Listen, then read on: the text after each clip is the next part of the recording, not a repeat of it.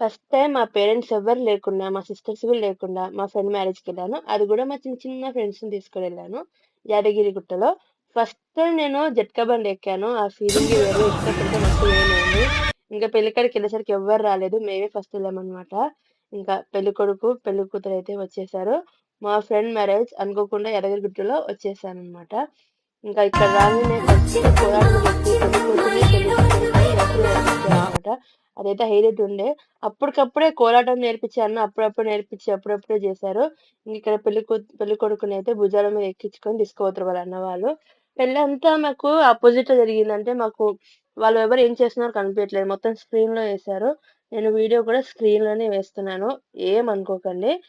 తను తన తాళి బొట్టు ఆమె తన ఆయువు పట్టు ఏకమైంది దాంపత్యము 7 అడుగులు వేస్తూ నాలో సగం నీవ